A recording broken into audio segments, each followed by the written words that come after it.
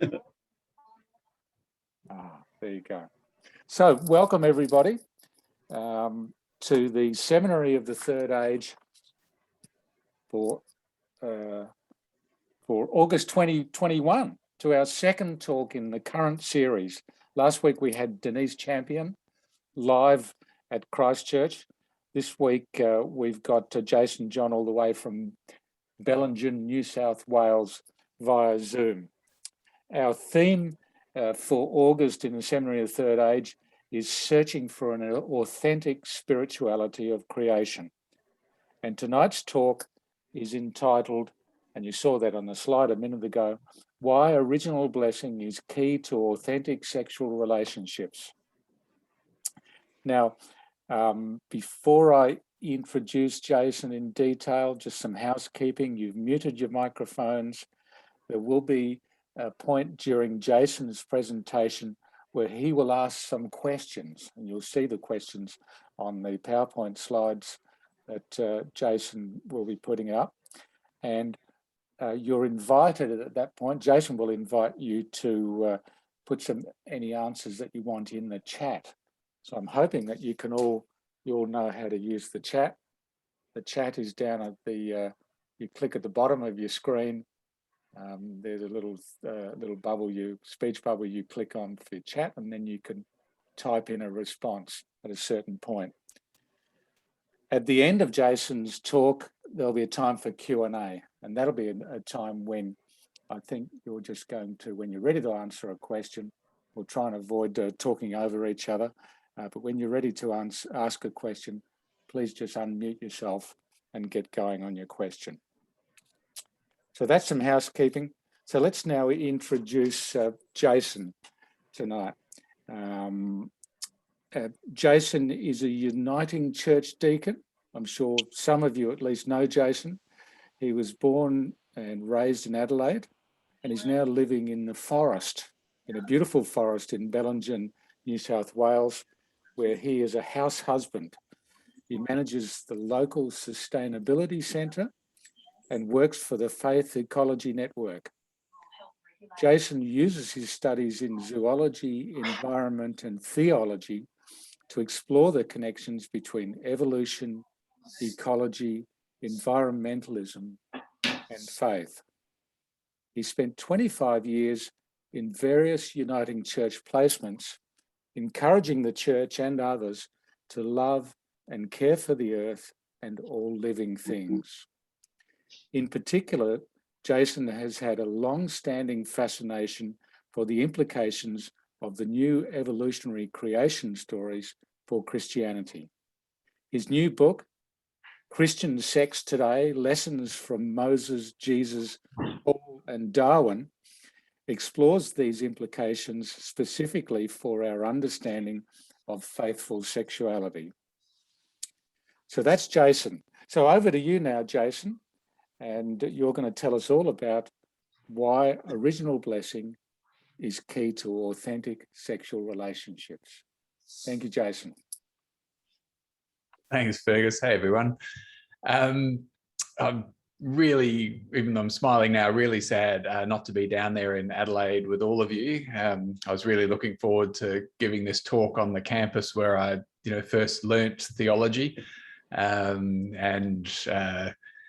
and I guess where I learnt that you didn't have to think the world was created in 6 days to be a Christian, which eventually led to me doing my PhD and, in a very roundabout way, this book.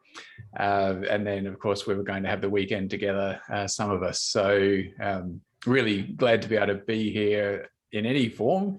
But yeah, sad that it can't be in person. I'm going to share my screen with you. Just make sure this gets set up right. I'll do that one.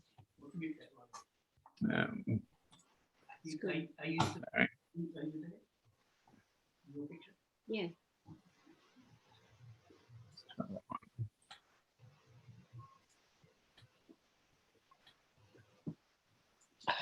Okay, basically trying to get it so that I can see my speaker notes and you don't have to look at them.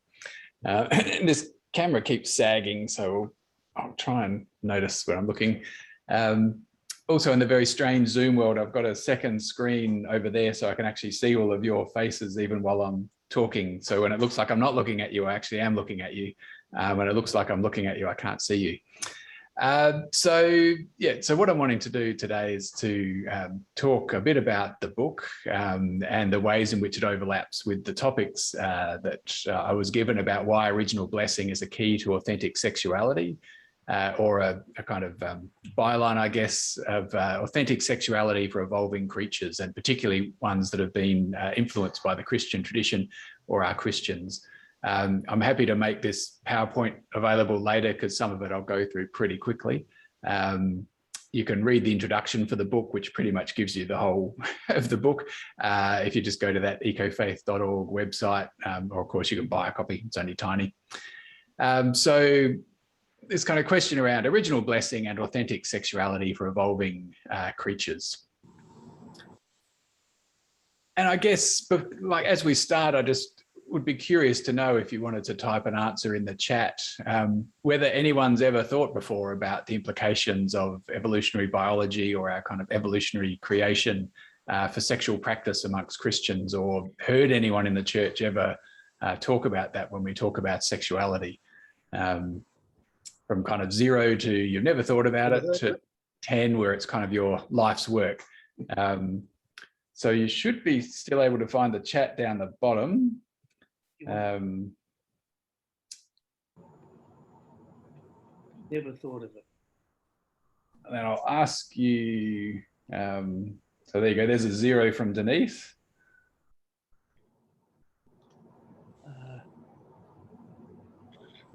Bit of 5. Don't have to answer all these questions, but I just thought, because it's difficult on Zoom to listen to a 40-minute talk, I'll break it up at points with a few responses for you. And feel free to keep answering the questions even while I'm talking as well. We'll kind of have a look back at them when we get to the end. So in my fairly lay understanding of creation spirituality, which ironically I learned all about Park and Wesley College, which is where I would have been giving this talk.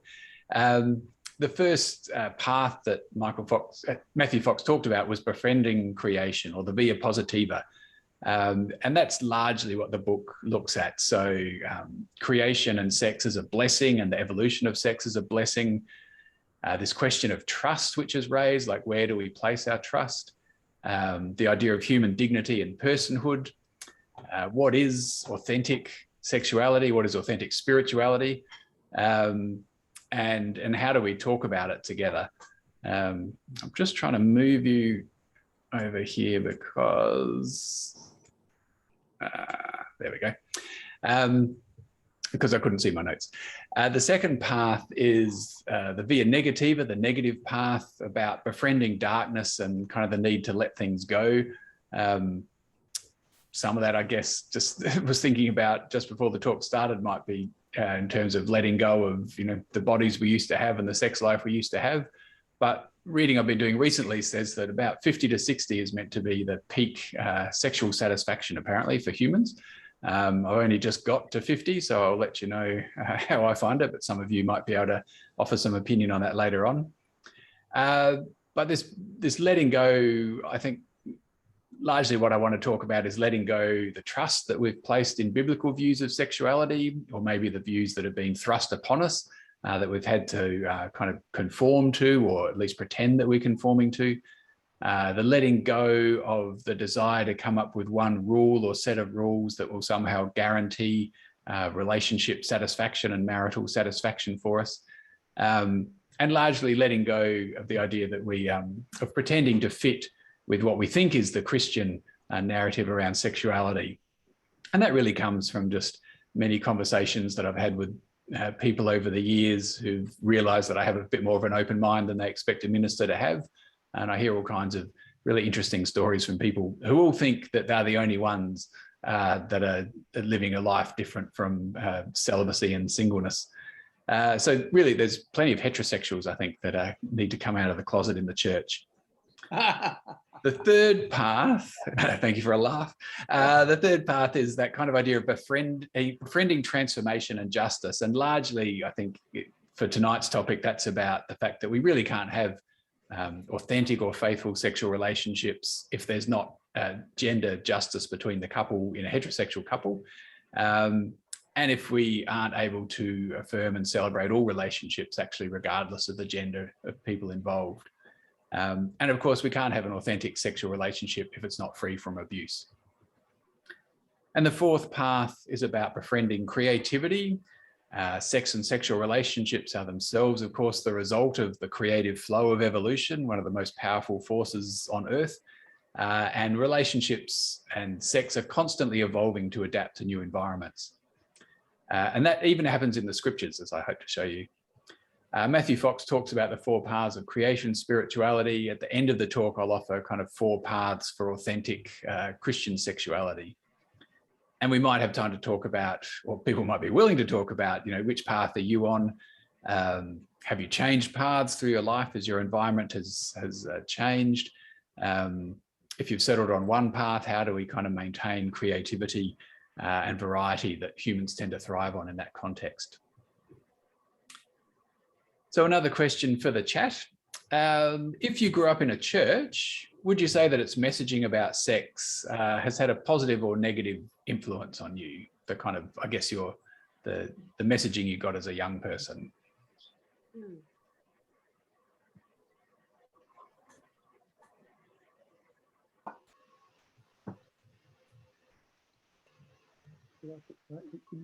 Got it. Yeah. 2 there. I was going to try and do an anonymous poll, so I realised these polls have your name attached to them, but we won't be keeping this transcript. Has everyone been able to find the chat? Give us a shake your head if you can't. I can see it at the bottom of the screen, but I'm not sure how I could get it to work. Yeah, if you just click on it down the bottom of the screen, it should just pop up. Yeah. Either in a separate window on the right, and then just type in there. It'll say like to everyone. And then you should be able to type your response there. Click on it. Oh, here we go. Okay. I'll say in my 20s, about a -4 was my experience. I didn't join the church till I was 20. So keep thinking about that and feel free to chuck your answers in. And I just thought, like, I know this can be a mixed audience, but I recognize quite a few church faces amongst you. So I just thought at this point, I'd like to pray before I jump into the meat of our discussion. I invite you to join me silently. God of life, of this dazzling mix of sexual relationships around us, of ever-evolving creativity, open our eyes to the blessings of sex and life. Help us let go of the past, even as we learn from it. Renew our passion for justice in relationships and the ending of abuse. Rekindle our creativity and our bravery in this most wonderful and scary aspect of our lives. God of love, may this evening encourage us in our love of ourselves, our neighbour, and you. We thank you for your presence. You're welcome here. Amen. Amen. Okay, so tonight we're going to quickly look at these things, the evolution of sex and the way it's evolved even in the Old Testament and New Testaments. Sex today, and then kind of, well, we'll see where you want to take the discussion really, but I guess the book kind of ends looking at, you know, what sex might be about for us today. And I wanted to foreshadow the first part of this talk with a poem. I started doing, in fact, this was the first poem I ever wrote that I've shared publicly after I'd given this talk a couple of times. And instead of redrafting it for the third time, I just started kind of writing a poem because I just couldn't focus on the topic. It ended up being a very long poem, but this is a very short version of it. So sex is fun, but that's not why we do it, because it's only fairly recently that evolution grew it. And most creatures on Earth don't even have sex at all. They just split in half and then off they crawl. Then homosexuality was the first revolution. There was only one gender for most of evolution. But now we have genders, but not just two. Some species have dozens. Yes, it's true. And then we have those whose gender bends, they switch back and forth, that never ends. Fish boys become girls, become women, become men, in a cycle repeating again and again. And if you think that's absurd, the whole thing's reversed when it comes to birds. I'm an XY, but a boy bird is ZZ. So much diversity. And we're not finished yet, because sea sponges can have sex or just do it alone. Yes, on a whim, they can mate or clone. Of course, when they have sex, there's no penetration. They just squirt it all out there and hope for fertilization. Sea sponges have orgies to an unheard of degree. Think about that when you swim in the sea. Most creatures that penetrate actually have no fun. Just to survive is the main rule of thumb, because sex is dangerous and you get dead a lot. So why didn't life just say, I'd rather not? Well, sex in all its forms has evolved to help us fight off the common cold, or really the more deadly types of viruses, bacteria, and other parasites. We shuffle the deck when we combine our gametes. It's infection by germs, which sex evolved to defeat. We love it now, we think it's great, but it started to help us recombinate. Now, drawing morals from evolution would be pretty dumb, but then so is quoting Genesis like some God-given rule of thumb. Like some say God made Adam and Eve, not Adam and Steve, but we know that's just rubbish, because first all sex was same sex, and didn't life flourish? And often at a wedding, you'll hear that God gave marriage. Well, that's another bit of Genesis-inspired baggage. Evolution tells us that it certainly took a while, and it's not like Western monogamy is the only human style. But my wife and I subscribe to it, using contraception most of the time. We had 2 conceptions. We had a lovely kid, then another one arrived. The planet's overcrowded, but I'm glad that they survived. Sex to have them was a highlight bar none, but we're not having any others, and sex is still great fun. It was even more fun after I got the snip. Thank God I'm a Protestant. I'm not a Catholic, I'm a Protestant. So I agree that sex is great for a married woman and a man. The problem is when people say that nobody else can, because any ethic which ignores the fact that we've evolved is an ethic which will leave many problems still unsolved. So love God, love your neighbor, do for them as you'd have done. Jesus' simple little rules make all sex fair and fun. Thank you, Jonathan. So the dot points from that. Sexual reproduction evolved. So, you know, this good gift to us in creation evolved over billions of years, from asexual to a homosexual or unisexual reproduction to hermaphrodites, because all creatures were male and female, and then eventually to heterosexuality. Sex was an advantage against pathogens. That's why it evolved. And so did this very idea of male and female. So initially, there were no such thing as gender. Then all animals were male and female, as many plants still are. And then there were dual genders, male and female, but it was controlled by temperature, like it still is by crocodiles. And then only very recently have our chromosomes started to have anything to do with it. And the story of evolution and sexuality is one of near ubiquitous female promiscuity. Also male promiscuity, but the female has tended to be overlooked in a lot of church discussion, and vanishingly small examples of monogamy in the animal kingdom.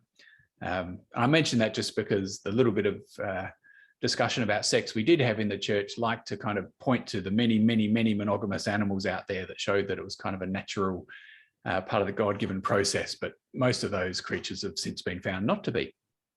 And sex only very recently became pleasurable and important in kind of social dynamics and status and so on. And the relationship between partnering and parenting and sex has, of course, changed a lot. From originally, there was no such thing as parents. Offspring had to fend for themselves, and now there's like a dazzling array of parenting styles. So in Genesis, we have this very fixed idea that marriage and gender and heterosexuality are kind of eternal and immutable and due to the design and will of God.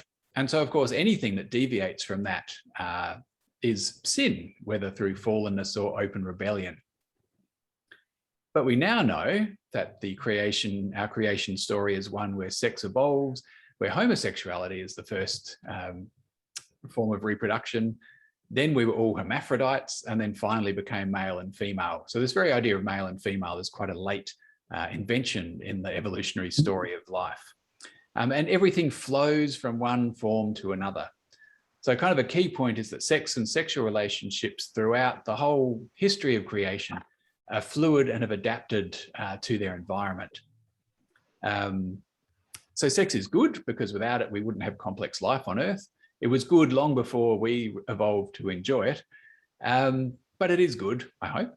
Although for a long time it wasn't great for women especially, and probably for quite a few men in the West, and particularly under the influence of the church.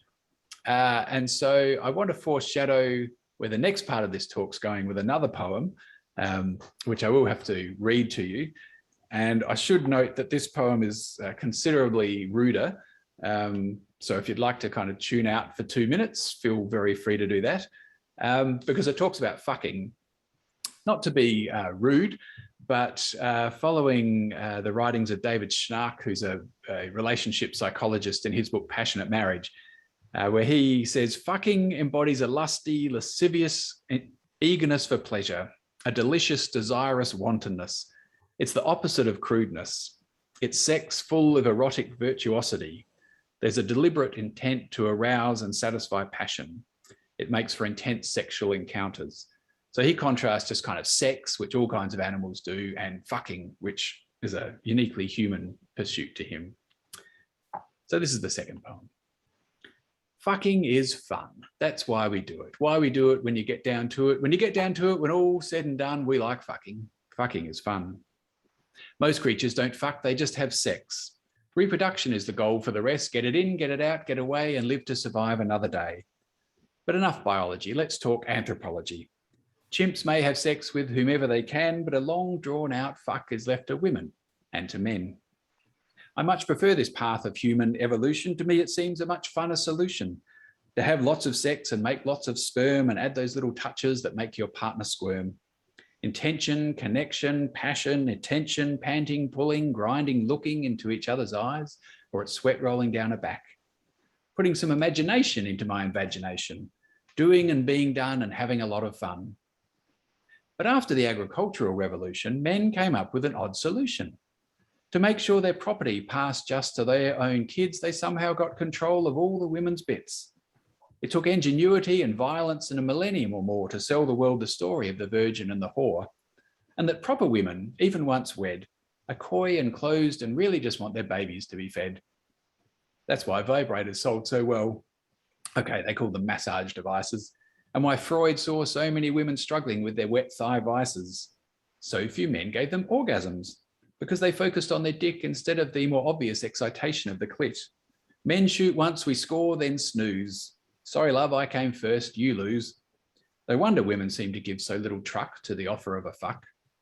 I'm not sure if I'd ever want sex again if I never, ever, ever came. But women aren't frigid or coy. That was just a patriarchal agricultural ploy. Women can orgasm again and again and again and again and again and again.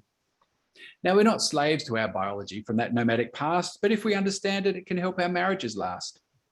Or if lifelong monogamy is not the way you want to go, by all means try some other style. Remember this thing though.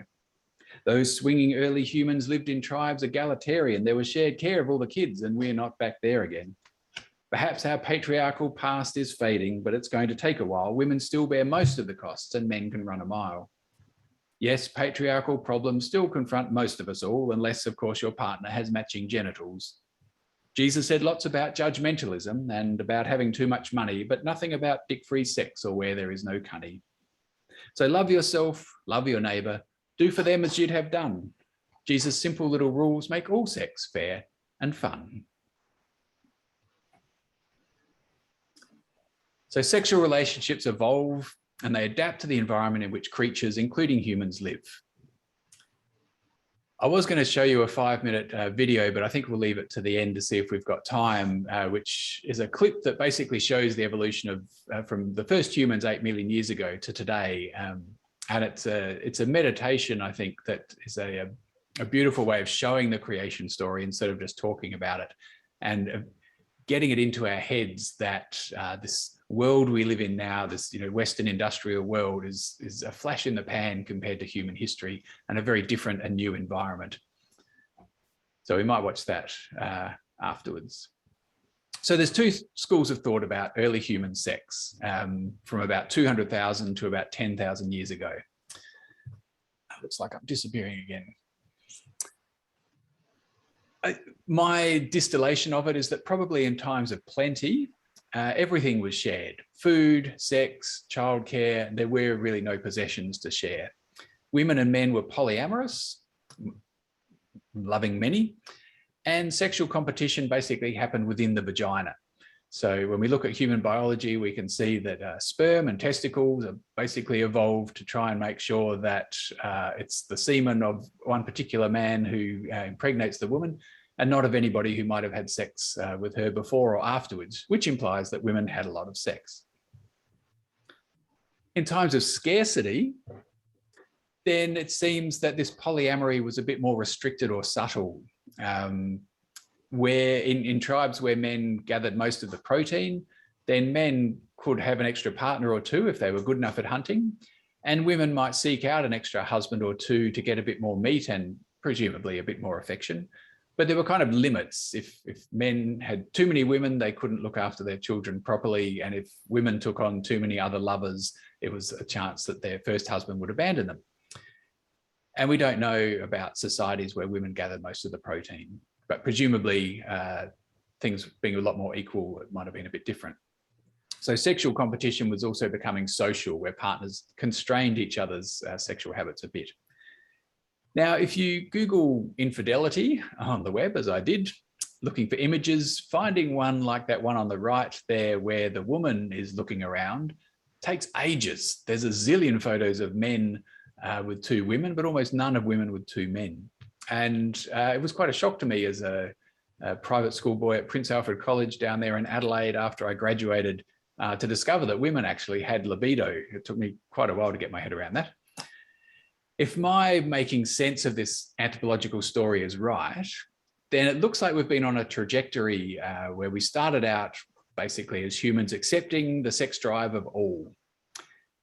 Then we started to curtail it a bit, and we moved to an era of basically crushing it for women and limiting it for men if it impacts on other men's property.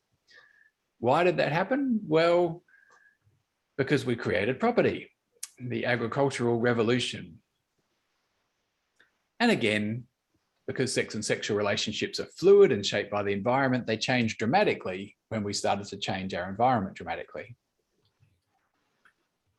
So agriculture has become this very, very recent way of living, which humans started in the Middle East. I mean, certainly Aboriginal people in Australia were practicing agriculture, but not on this kind of scale and not as settled yet. And this is where Judaism developed, and this is where it compiled its creation stories and law. So if you were men in a male-dominated society and you wanted to stop women having sex outside of marriage while allowing yourselves to, you might come up with a creation story something like this.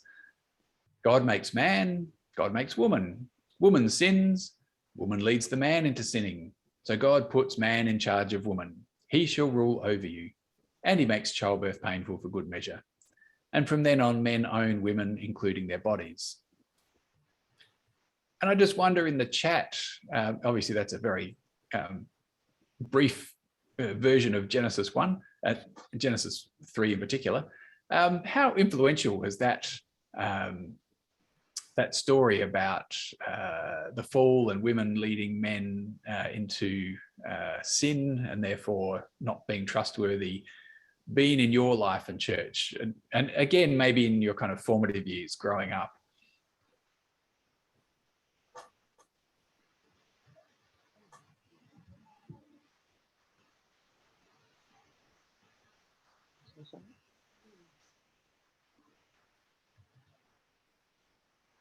Anyone wants to throw that in the chat? And if you wanted, you could say what it is now. I mean, this is, you know, connected to the Progressive Christianity Network, so I hope it's not getting too much of an airing amongst any of you now. But yeah, I just wonder, particularly as you grew up.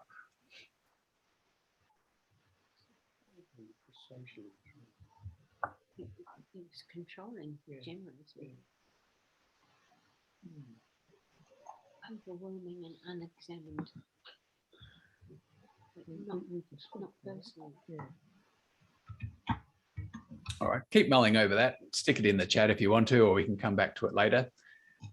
So I want to talk a bit about the Old Testament, not because I think many of you are probably constrained by Old Testament theology when it comes to sexuality, but I think it has been very influential, and it clearly still is in some parts of the church when we see what's going on, even within some parts of the Uniting Church, but also amongst other congregations and denominations. So maybe maybe we've absorbed more of this than we realize, and maybe this will just remind us of a couple of things that we might be able to bring up when talking to other Christians who are still a bit more trapped in this worldview.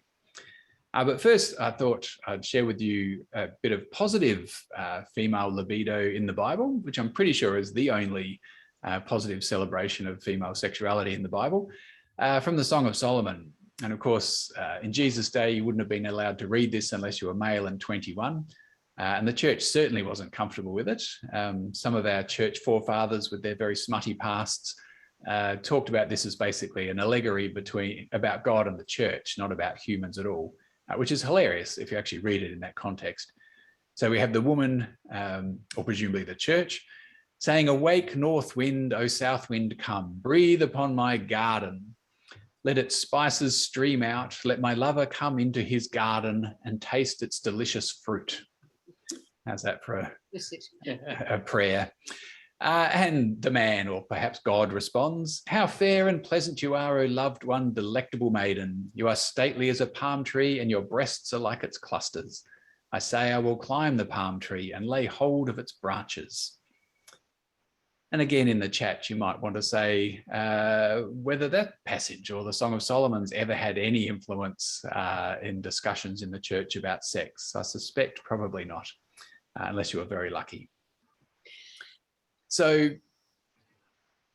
imagining that that's God and the church is pretty funny, but not so funny, especially for women, is basically everything else in the Old Testament. Yeah, again, like if you already know this stuff and would rather not have to hear it again, then tune out for a couple of minutes. But I just want to do a kind of quick survey. So what do you do if women have a high libido and for 200,000 years have been having lots of sex with lots of different men? And now you really need them to stop so that you can make sure that your property goes to your kids. Well, you probably make some rules, and not just rules, but you make them God's rules. So God says, "I will greatly increase your pains in childbearing. In pain you shall bring forth children. Yet your desire shall be for your husband, and he shall rule over you." So divine patriarchy is instituted in Genesis 3. And of course, when the man goes on to be punished, he's punished firstly for listening to his wife. And that's picked up in the New Testament in several places. "Neither was man created for the sake of woman, but woman for the sake of man. Let a woman learn in silence with full submission, because she was the one who was deceived. And yet women will be saved through childbearing." So it wasn't just the Old Testament. This has been influential in Christianity as well, and still is.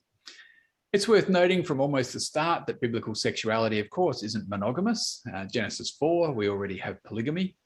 And polygamy is completely socially acceptable throughout the scriptures.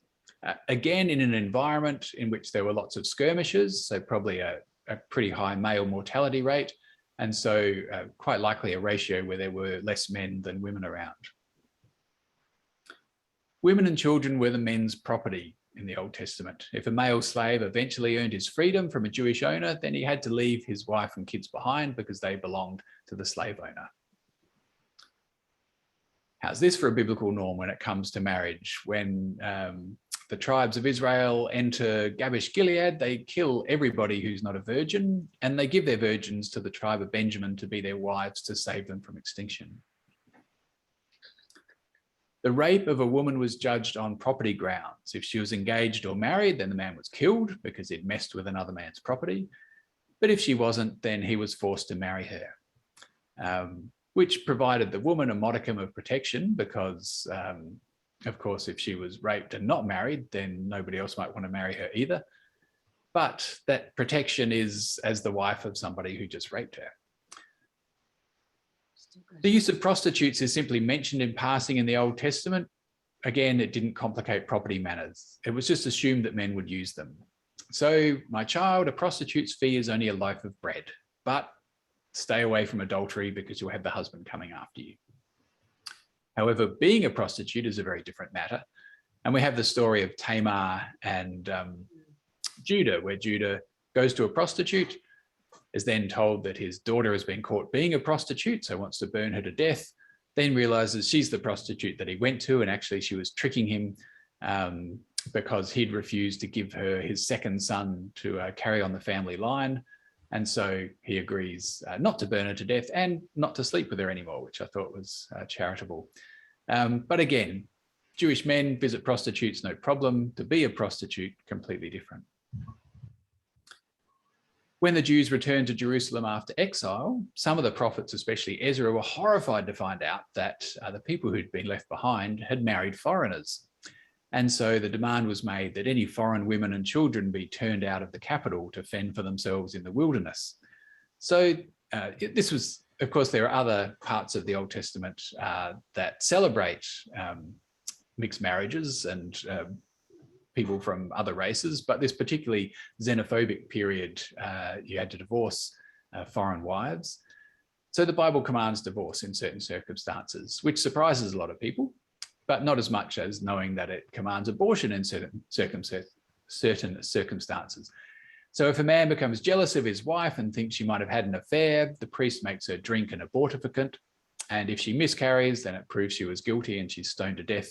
And if not, then he's never allowed to divorce her again, if I'm remembering correctly. So the Bible condones and in fact demands abortion in certain cases. So getting back to this idea that sex and sexual relationships are fluid and shaped by environment. The Hebrew scriptures assume polygamy for the wealthy at least, condone having sex with prostitutes but not being one, recommend prostitution over adultery, insist on female virginity but assume that males won't be, make men who force sex on virgins pay compensation to their father and marry them, allows men to divorce women, and insists on the termination of pregnancy in the case of infidelity. The environment that they were in was very small. Men died in wars, thoroughly patriarchal. Men owned everything, including women and children. Husbandless women were vulnerable and barren women were kind of seen to be cursed by God. There was no protection from sexually transmitted diseases, which had evolved during the agricultural period, and contraception was useless. So sex basically led to pregnancy. This is all, to put it mildly, somewhat at odds, I think, with what people are thinking about when I see them saying that they are defending biblical marriage or a biblical approach to sexuality.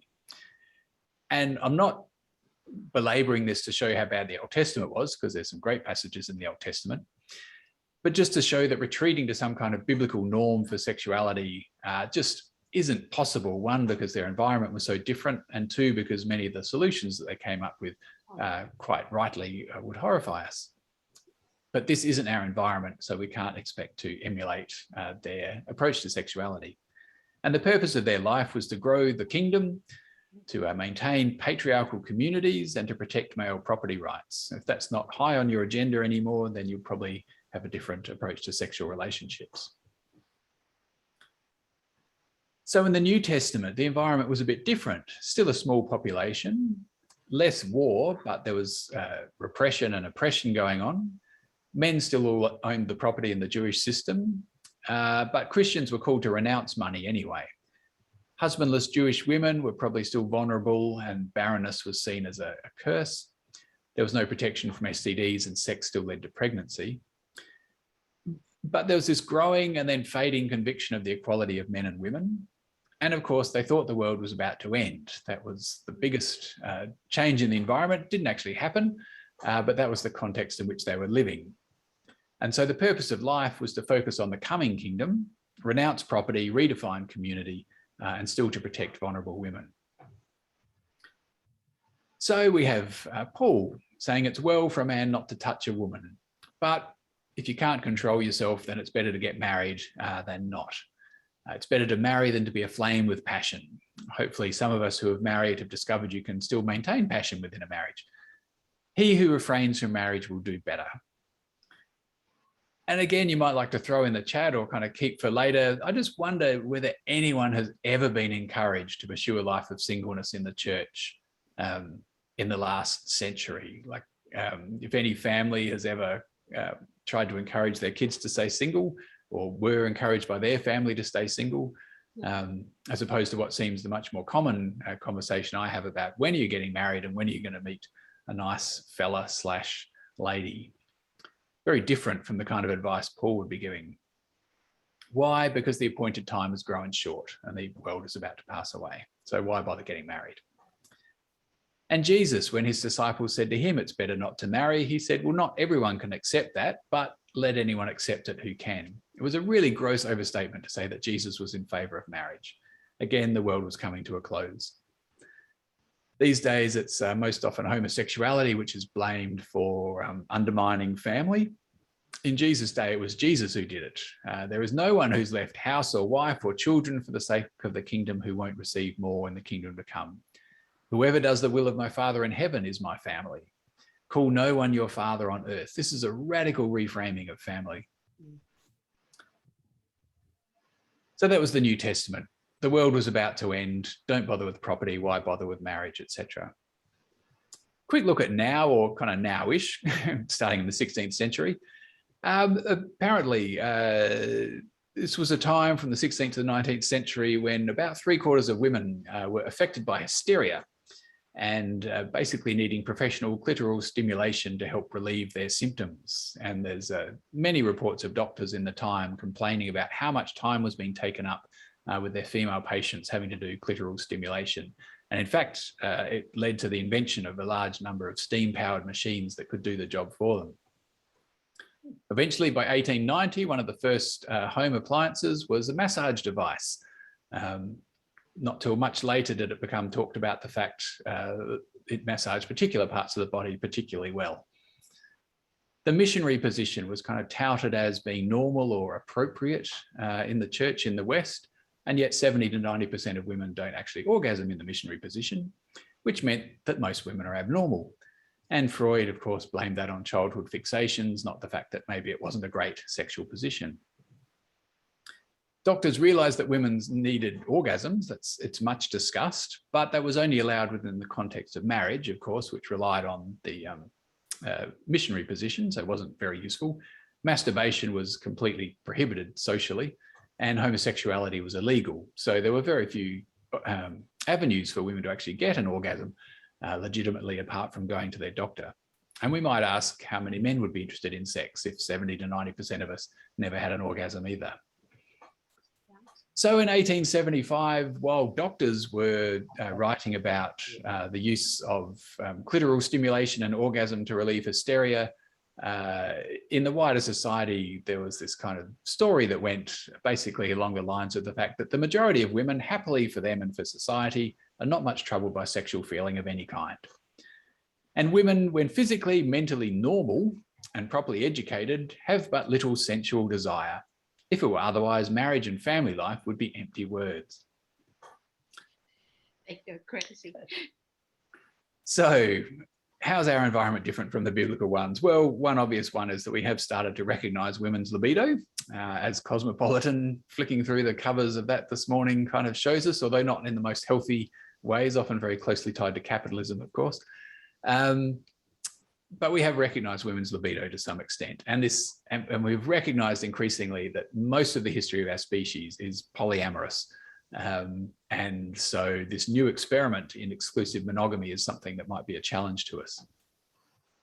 There's increased gender equality. So we go from the book on the left here, How to Keep Your Husband Happy, with the wife quite deliberately faded into the background in the 50s. Just don't know whether to laugh or cry when you read what's in there. Now we have a bunch of competing narratives. So there's that book in the middle, When Love and Submission Ignite, which is a fairly recent book, which talks about husbands keeping their wives happy, but they do it by leading their wives in submission, like by their wives submitting and then being a real man, basically, and taking authority so that the wife doesn't have to make too many hard decisions. And then we have passionate marriage at the same time, which is all about the equality of partners in a marriage, and that you can't actually have a decent relationship unless it's an equal partnership, and unless people are financially and emotionally able to contemplate leaving each other, they can't choose to actually be together. So the environments in which we live in are very different depending on which church we're in or which part of Australia or the world. And the church is both a really progressive voice and a really regressive bastion of patriarchy in this. Really significantly, there's a huge window of about 10 years between when we become sexually mature and when we get married in Australia. And for many of us, there's about 40 years after either divorce or widowhood when we're still alive. Very different in Jesus' day, where girls were legally able to be married at 12 and a half and boys at 13 and a half. Boys often had to wait a bit longer till they'd got some resources together. But of course, they could go to prostitutes.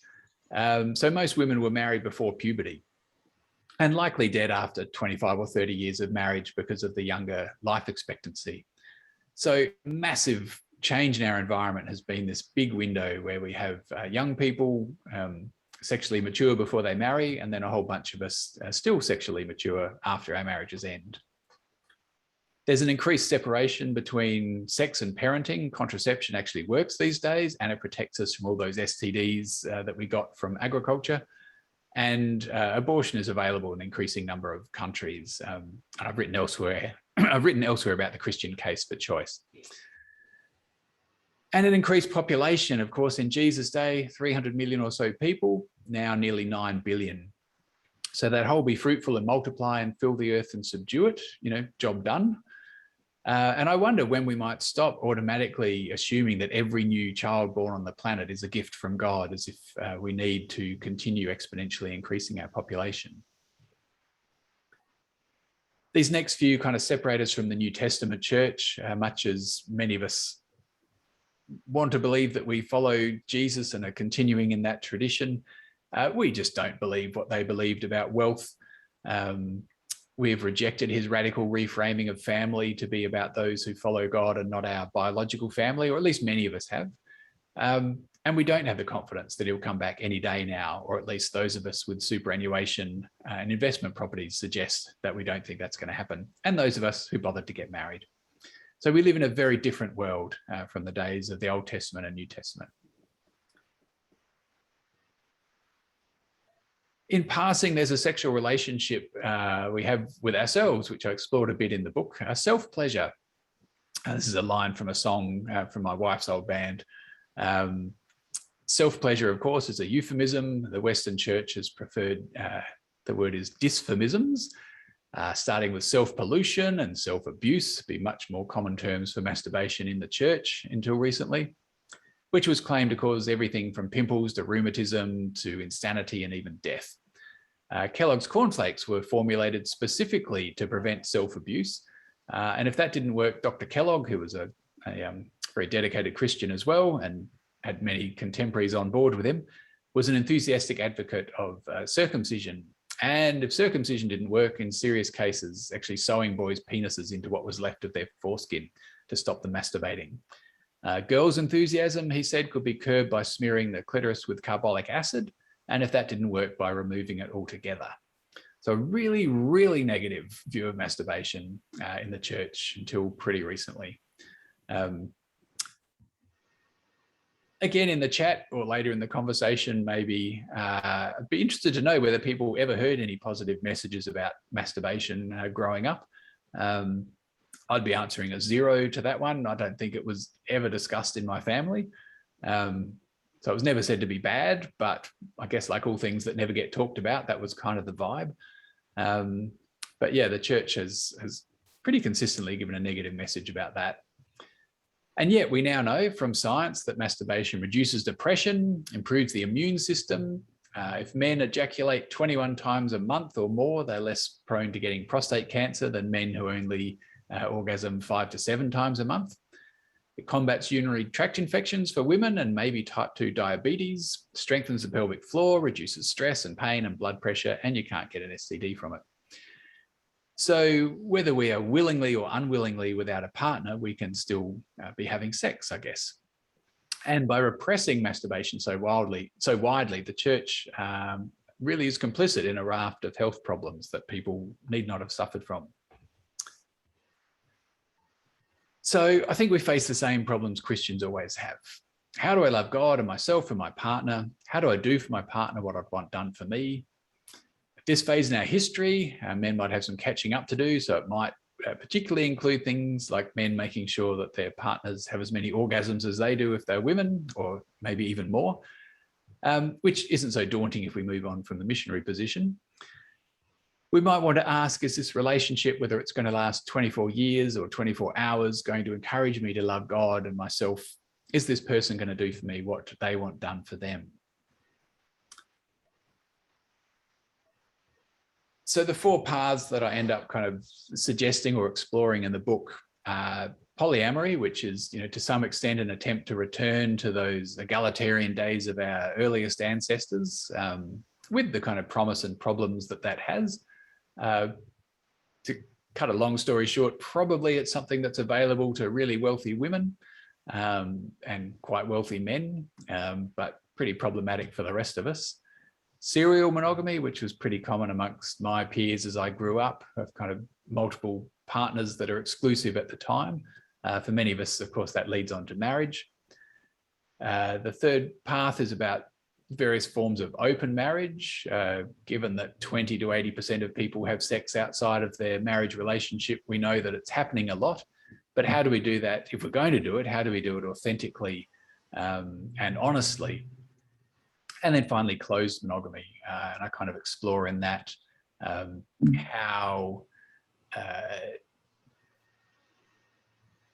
how variety is maintained even with the same partner. And I guess that's basically about, we are very different people as we grow up. And I guess you can all tell me whether you agree with that, but I feel like a different person than I was in my late 20s and 30s and 40s. And so if both people in the relationship are constantly changing, then the relationship has a lot more variety and variability and creative possibilities than we might otherwise expect. I was going to kind of read you the conclusion to that, but I don't think I will. I'm happy to email it to you later on. So I think I've been talking for about 46 minutes now. But I do want to read you this quote. Each and every human being on this planet is a unique person. Since marriage is inevitably a relationship between two unique people, no one marriage is going to be exactly like any other. Fair enough. Yet we tend to wed with explicit visions of what a good marriage ought to be like, and then suffer enormously from trying to force the relationship to fit the stereotype and from the neurotic guilt and anger we experience when we fail to pull it off. Don't know whether you've seen that in friends or other family or experienced that yourself at all. And so I think this kind of invites us to ask ourselves questions which are kind of difficult to do in a group chat on Zoom about, what is our authentic approach to sexual relationships going to be in our current environment? How do we live that openly rather than feeling obligated to pretend to kind of conform to whatever seems to be the norm in our church or our community or our friendship groups? And how do we encourage other people to enter into that conversation with us? Because my kind of limited anecdotes as a minister that I have, had many conversations with people who don't fit the mold that they think they're meant to fit. And probably if they all had conversations with each other would find that a very liberating experience and realize that they were all pretending to conform to something that almost none of them were pursuing. So how do we invite other people into that conversation? And I guess how do we encourage the church to have conversations about sexuality that aren't just completely and almost exclusively obsessed with homosexuality and gay marriage, given that all the rest of us have plenty to talk about as well. So I'll finish with a poem, which is kind of an invitation to share your story. It's a version of my story as much as it can be in 2 minutes, and then I'll hand it back over to you, Fergus, to kind of lead us in conversation. So I met this woman on a sexual harassment committee, leading to a dilemma because I thought she was really pretty, but did I dare to tell her? And by me, she was quite smitten, but we had literally just written about how inappropriate it might be to ask someone out on a date. Even scarier to me, she was a singer, you see, in a lesbian feminist band, so now you understand my hesitation. And she knew I was a minister, a Christian minister at that, not yet legally divorced. But of course, sometimes you have to grow up and take a chance. So I asked my friend to ask her friend to ask her to tell her friend to tell my friend to tell me if she'd like to dance. She wouldn't. And if you've ever seen me try, you'd understand why. But she did want a root. So we got together, and a few months later, I finally let her. Then we started on a baby who we took to our wedding, which was to some extent our way of getting some Christian fellas off our back who were emphatic that our love, no matter how ecstatic, must be chaste. My minister was right when he said, hide the light of your love beneath a bushel, keep it secret, keep it safe. Sure, it may be blessed by the divine, but even if it's a pearl, there are plenty of swine. But even straight white blokes like me begin to feel ashamed if we accept our love as one which dare not speak its name, so I decided to witness, not beg for forgiveness. which sounds brave now, but I would have quit a dozen times in the years that followed, except for everyone who confronted me with my disgrace. There was another who saw us as a sign of grace. Thinking if that guy's still a minister, then maybe I still fit. And all the while, their secret stories of celebration, hidden beneath layers of shame and alienation, came quietly and circuitously into our conversation. All these sacred little stories, feeling so alone because nobody dares to tell them in church, in case of that first stone. Why am I telling you this? Well, it's not the free catharsis. I'm hoping that a few of you, after we get up off our asses and log off tonight, will share your stories of celebration. Make Australia a more open-minded nation. Take that chance.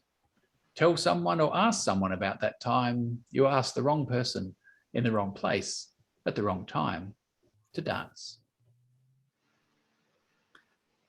So leave it there.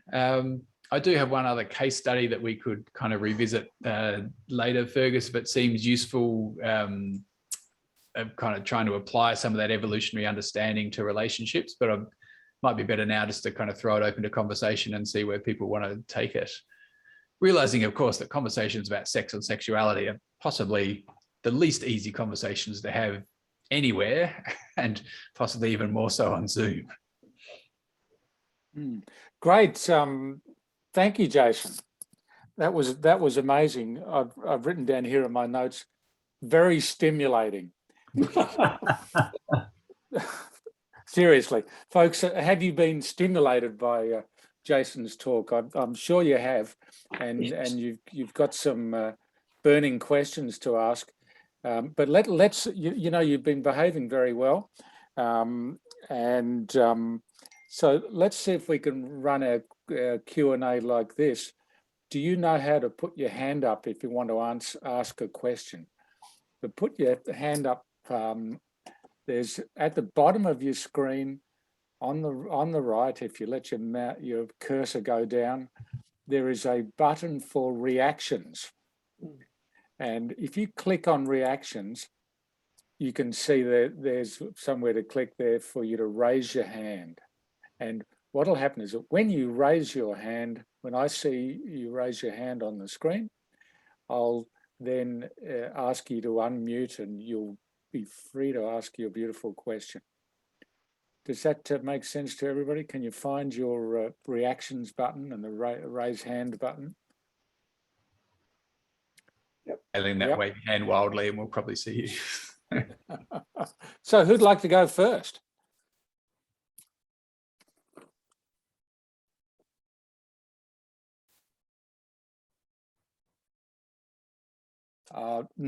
Norm's raising his hand. Literal hand. Literally. So you need to unmute yourself there. I'll see if I can unmute you. Ask to unmute. Now you'll have to unmute yourself there, Norm. Do you know how to unmute yourself?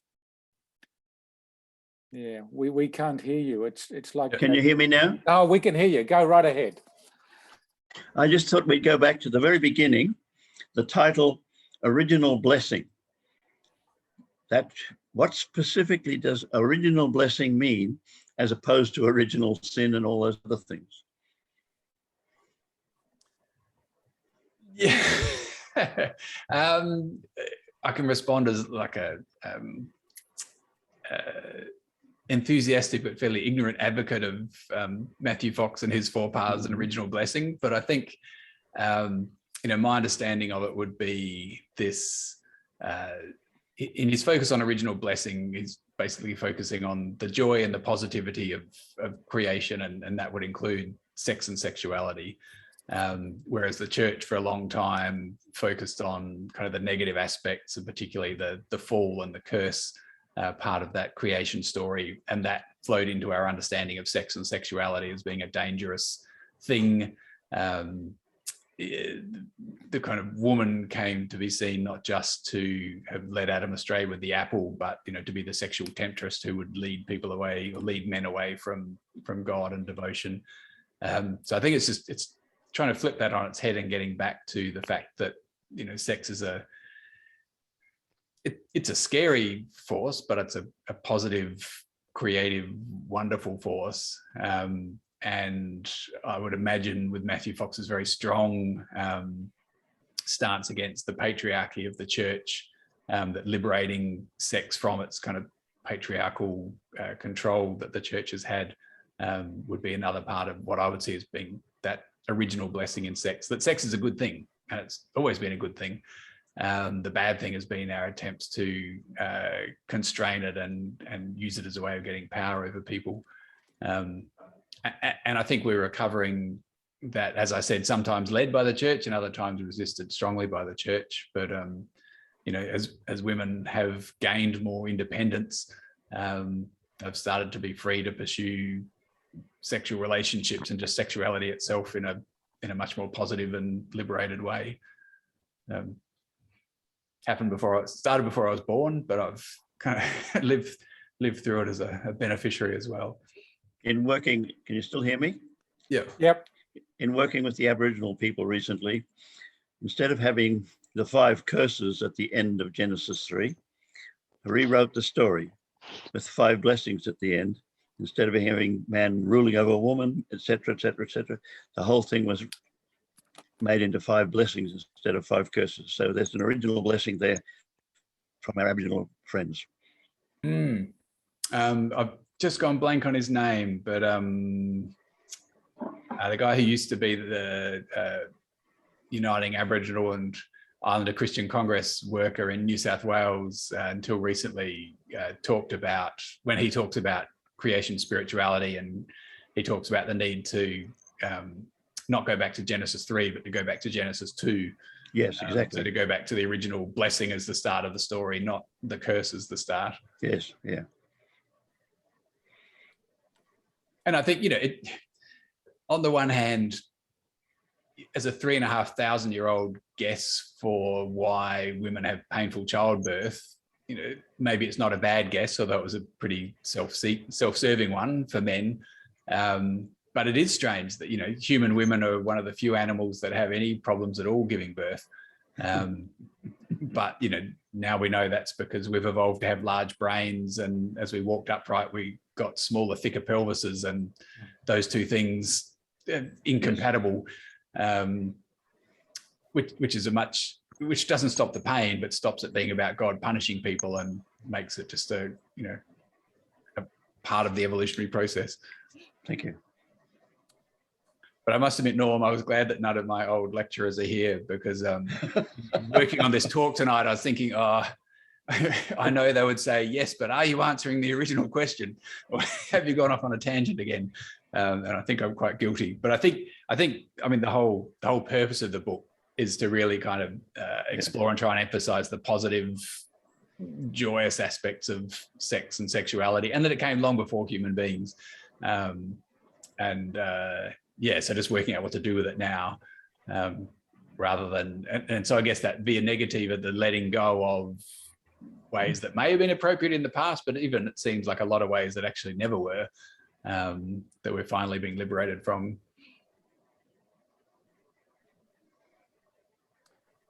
Now we've got someone with his hand up. It looks like David McCurdy. So isn't that lovely? So go ahead, David. I think you were off mute, David. You just muted yourself. Yeah, I'll come back. No. Can you hear me now? Yep. Yes. Okay.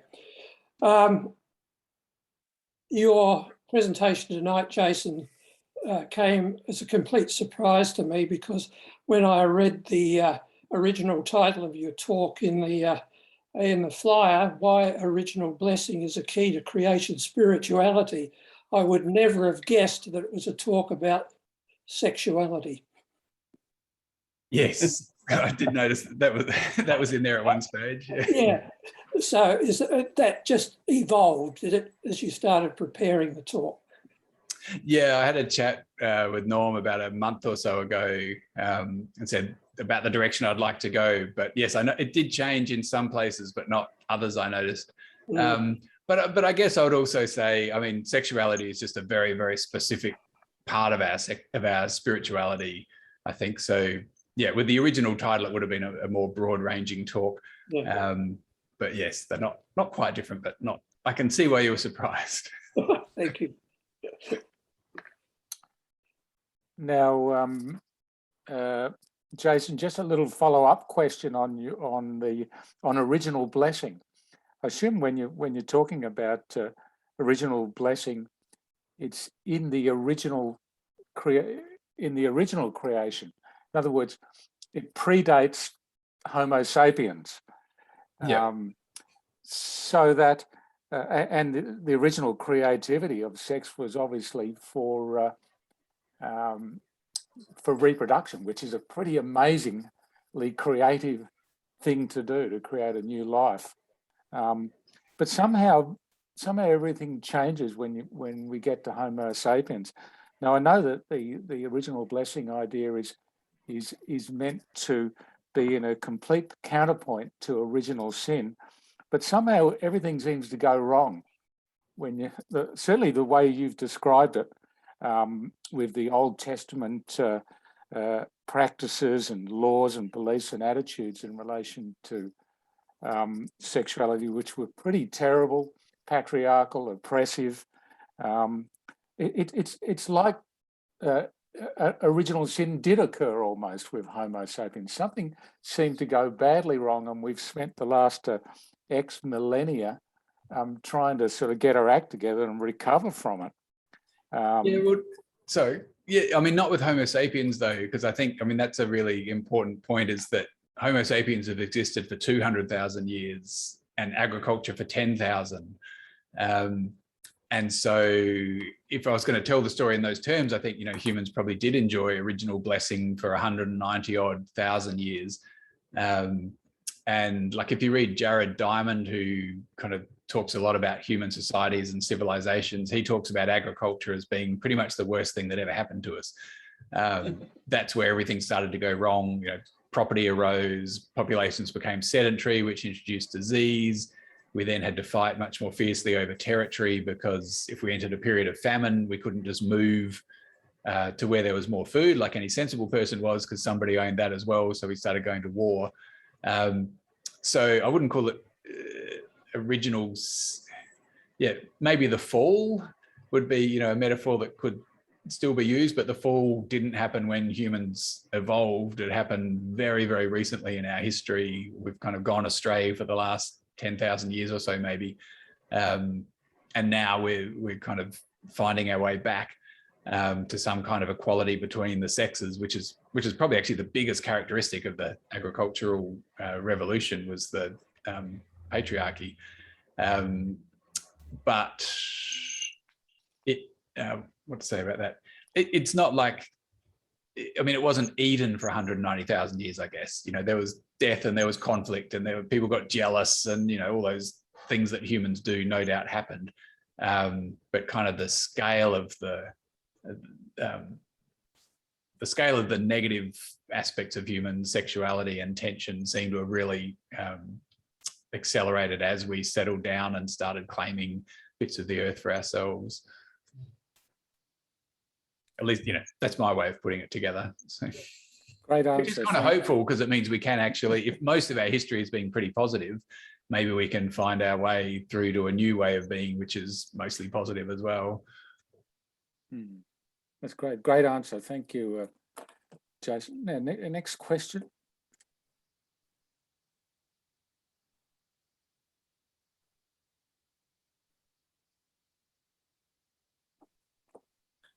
See Jonathan muttering. So, I guess, am I unmuted?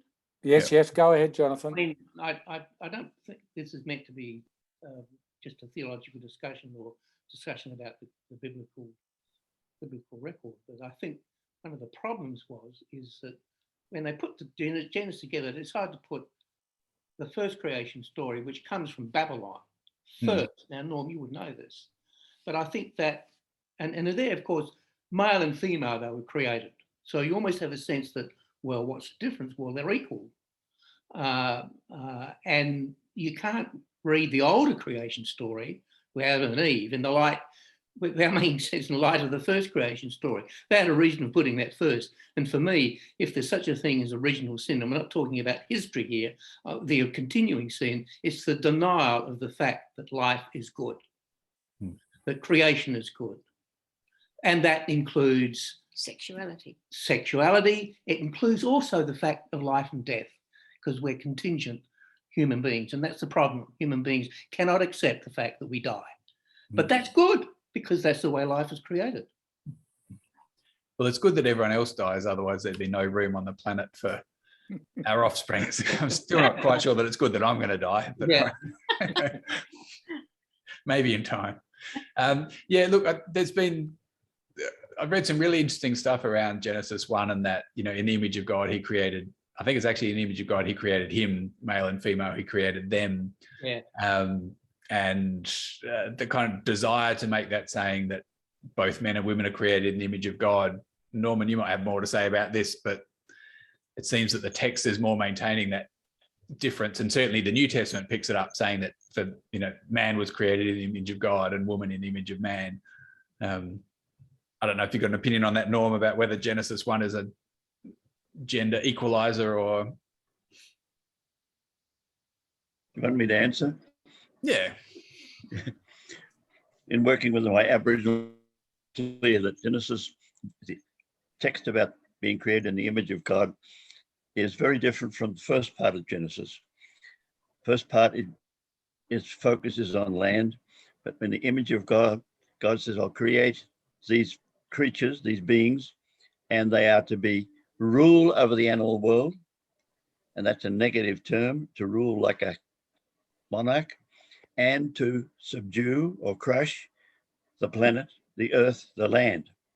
And that, for the Aboriginal people, is just the most horrible text there is, to crush. And that word for kabash, to crush, is also the word for rape in the Old Testament. So you've got this horrible term, which is totally and completely contrary to the spirituality of the Aboriginal peoples. Whereas in Genesis 2, the text where Adam was told he has to serve and preserve the land. In Genesis 2:15, just the opposite. And the two verbs, serve and rule, are the opposite. Preserve and crush are opposites. So you've got two texts which are diametrically opposite. One is consistent with Aboriginal spirituality, creation spirituality, and the other is inconsistent. I can't help but wonder, given the problems that some of which Norm just alluded to, but the problems with particularly the Old Testament, why don't we just toss it out and start again and write some new scriptures? Well, I think effectively a lot of people do, which is why they're surprised to read some of the passages that I mentioned tonight. Not so much people like yourself that go to seminars and things, but, you know, out in the general Christian community, those really awkward texts about, you know, murdering an entire village and taking their virgins to be brides for the tribe of Benjamin. Like, the people that think they're defending a biblical view of marriage have no idea that's in the Bible. If they've ever read it, they've erased it effectively from their memory and their canon. So yeah, I think we could do it honestly though, instead of just by default. But also, you know, there's a lot to learn there. I think it's a study of, you know, how wrong things can go. And I think, you know, there's really competing voices in the Old Testament scriptures about, do we accept foreigners or not? I mean, you know, isn't David's mother was a foreigner? And so, yeah, as long as we don't try and make ourselves believe it, I suppose. But we are, each Sunday we are reminded when we hear the Bible readings, this is the word of God, to which I now say bollocks. Hopefully not in the Uniting Church. Oh yes. It's the more subtle, in this is the word of the word of God, which helps a tiny bit. But yeah, I totally agree with you. Like, anyway, I'd be fascinated to see if we could come up with a 21st century canon out of all of the Christian writing that, you know, we have to draw on. Like, I guess there'd be 20 different canons for the 20 different flavors of Christianity. But yeah, I've thought about doing a kind of ecological one from time to time, just a kind of like a primer. but That there's might be a so good many books start. on ecology out there and Christianity that I'm sure it's been done. Norm's written half a dozen. And Martin Luther said that the first book of God was nature, and the second book was the Bible. So we could go back to the first book, couldn't we? That'd be a good idea. Yeah. Before it's too late. Yeah. And I think, I mean, for me, and I talked about in the talk, but the whole, like if you accept evolution, then the indisputable fact that, at first sex happened without gender at all, and then everything was hermaphroditic. Then eventually male and female evolved, but some species have much more than two genders. Like there's molds out there with dozens of genders. And there's fish that switch backwards and forwards. Like all of that, to me, if that's all part of the original created blessing of evolution, then the fervor with which some parts of the church are trying to block any discussion about transgenderism, for example, just kind of falls apart. And we wonder why we cling to these things so tightly. Apart from the fact that we know there are intersex people out there who have both male and female genitals. So I heard there was a great thing I saw the other day, someone saying, that they saw themselves as being non-binary, and their Christian friends struggle with that because God made man and woman. And they said, but like God also made light and dark, and yet there's sunset and sunrise, and God also made the land and the water, and yet there's swamps and tidal zones. And I never thought about it like that before, because like all of the created things, which seem so polarized in the creation story, of course aren't, because there's kind of, they all merge into each other. Mm. Mm.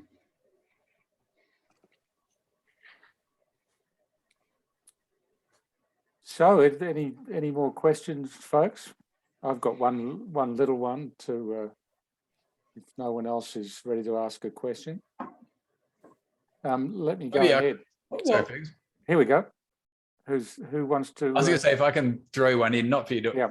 answer now, but like I am interested because I mean, the book kind of came from my experience of people I talked to and the desire to kind of encourage more of a conversation in the church. But, one minister has pretty limited experience. So if anyone was inclined after this to send me an email or something, give me a bit more of the story about what kind of were the messages that you received in the church, if you were kind of in the church growing up and things like, is this a widespread problem, or like, are you part of churches where sexuality and relationships are discussed freely? Like that'd be really interesting to know as well. So yeah, later on, if anyone would be interested in sharing a bit of their story, I'd love to read it. Can I just ask a question? You mentioned that you can make this PowerPoint presentation available to other people. Is that an open offer? How do we get it from you? Normal, I just email it to you or something. Okay. To distribute. But yeah, I'll just. If this has been recorded, David, David, this session is being recorded as we speak, and so it'll. Oh, okay. Yeah. I'll mention that in my closing remarks.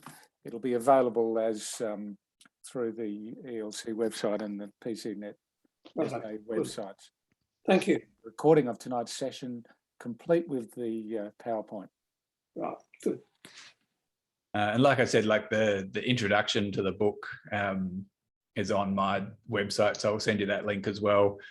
With everything else I've ever written, I've just given people free copies of it during talks and things, but this one's actually published by a publisher, so I'm not at as much liberty to do that anymore, which has been great. I mean, when Fergus said it was a newly released book, I actually started writing it about 5 years ago after a National Christian Youth Convention talk, and there was a publisher that I worked with for a couple of years on it, and just as we were about to go forward, they were bought out by the Bible Society and had to drop it because, of course, it doesn't have a very Bible Society approach to scriptures. And then eventually Coventry Press kind of came to the rescue a bit over a year ago. So it's it's a very small book. You won't believe how long it took to get published when you see how small it is, but I'm glad it's finally out there. Well, just another question from me, Jason. I'm not sure that evolution has anything whatsoever to tell us about human sexuality. The reason for that, reason I say that is that sex before Homo sapiens and possibly immediate precursor species was purely for reproduction. Now, reproduction is a pretty amazing thing, incredibly creative. It's about the most creative thing anyone could do, to reproduce and create a new life.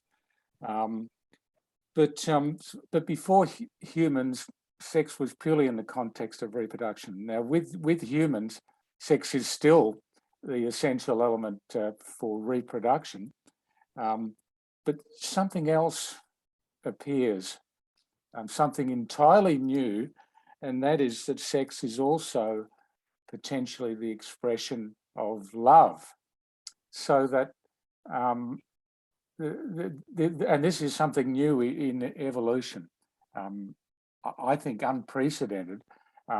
Now, and what it immediately does is I think, create problems. It's essentially problematic. Now, I'm not talking about original sin. It's more like original complication, and that's why. And I'm sure this might come to a climax or a negative peak, if you like, at around the time of the advent of agriculture, what you described as a sort of fall. But it's certainly taken us a long time to work out, and we're still obviously a long way from it. But I don't know where the original blessing bit of it is, because in evolution, sex is purely for reproduction. It's not associated in any way with an expression of love. Anyway, what do you say to that? So my PhD thesis was on evolution and its implication for Christianity. And the one page in it that was about sex is what became the book, because that's what people are most interested in. But all the other pages in it, I think, would try and dissuade you from that point of view.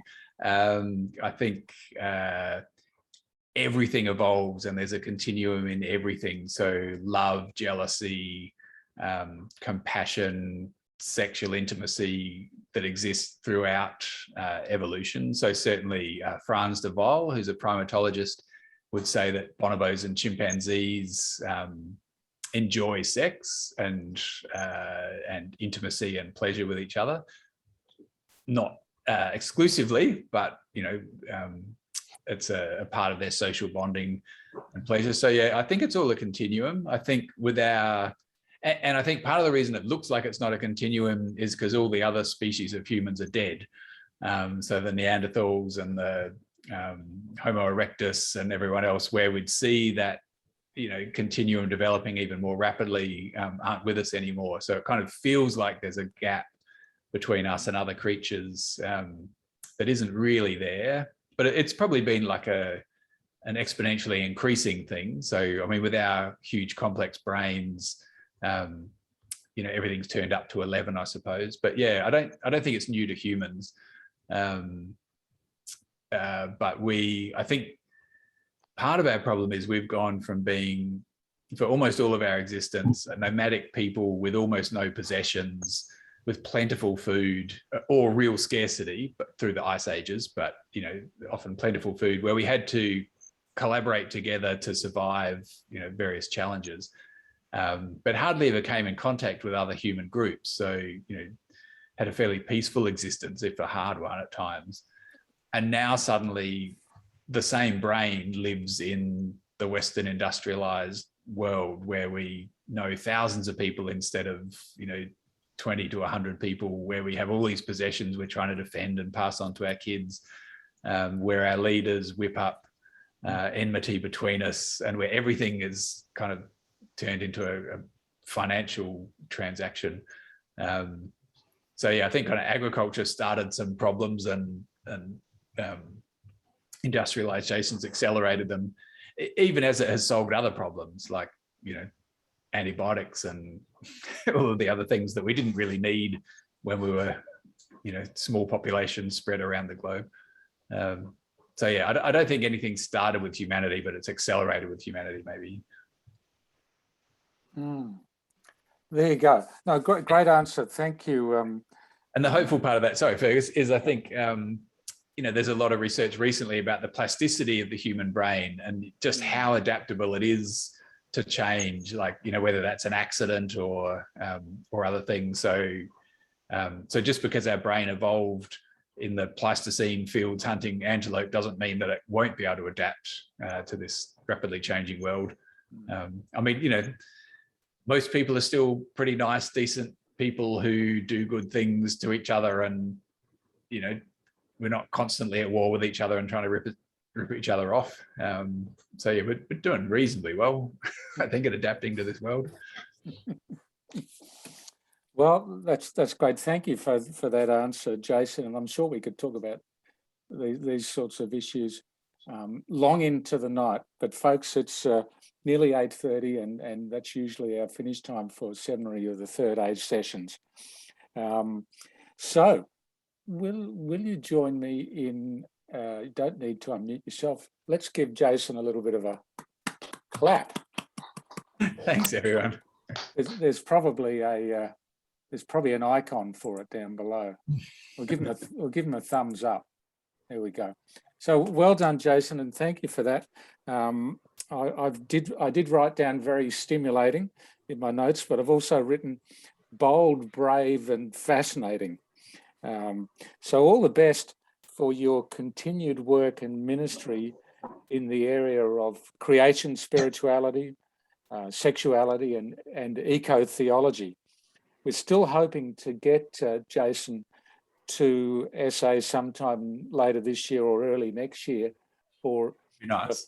Folks for a rescheduled eco-theology workshop, which we had to cancel, which would have been on this weekend, in fact, which we've had to cancel. A workshop with the Environmental Action Group of South Australia. In the meantime, there's Jason's new book, which we've seen a bit of. We mentioned earlier, Christian Sex Today, Lessons from Moses, Jesus, Paul and Darwin, published by Coventry Press, 2021.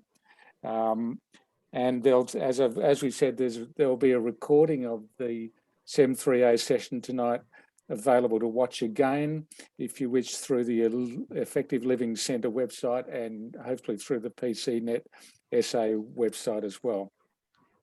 So thank you again, Jason. And next week, folks, Sem3A moves back to Christchurch in Wayville with Brian Phillips on why climate changes everything, including our theology. Booking's the usual way through Humanitix. Go direct or follow the link from the PCNet SA website.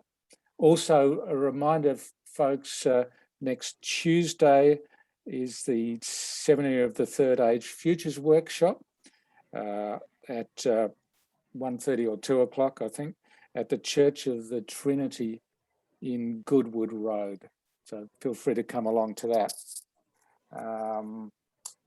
Now, so I think that's just about it for tonight. I was going to say, so that's your blooming lot for tonight, folks. So without further ado, and thank you again to Jason and all the best, and hi to everyone in Bellingen, New South Wales. I think the rest of us are all in Adelaide or close by. So there you go, folks. This is now me, Fergus McGinley, signing off from downtown Adelaide, South Australia. Good night. Thanks, everyone. Good to see some familiar faces. Yeah. Yeah. Good night. Good night and good luck.